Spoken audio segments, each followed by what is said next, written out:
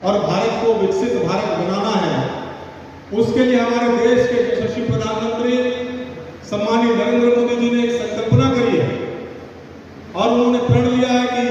भारत की आजादी के जब 100 वर्ष पूरे होंगे तो हम भारत को विकसित भारत बनाएंगे। और उस विकसित भारत को बनाने के लिए हमें क्या क्या करना है, कैसे हम भारत को विकसित भारत बना सकते हैं,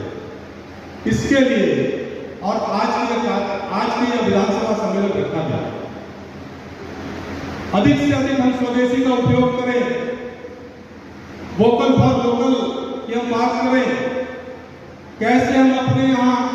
भारत को आत्मनिर्भर बना सकते हैं, कैसे हम ग्राम उद्योग को कैसे हम विकसित कर सकते हैं, इन सब पर हम चर्चा करें, जाकर के लोगों को जन जागरण के माध्यम से जोड़ें और हम एक एक व्यक्ति तक पहुंच करके और इस अपनी बात को रखें, तब यह भारत विकसित भारत बन सकता है। अभी हमारे देश के प्रधानमंत्री जी ने जीएसटी की एक बड़ी सौगात दी दिवाली से पहले, 28% का स्लैब समाप्त कर दिया और 12% का स्लैब समाप्त कर दिया।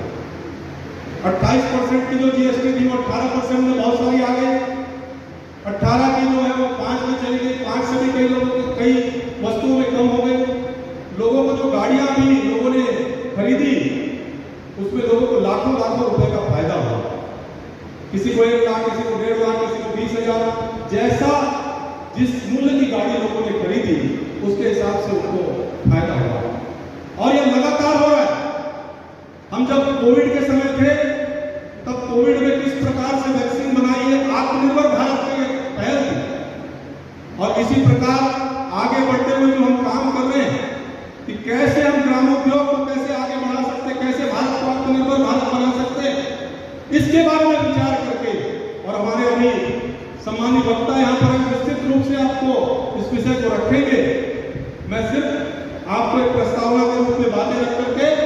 और हमारे आए हुए अतिथि का और समस्त कार्यकर्ताओं का पदाधिकारी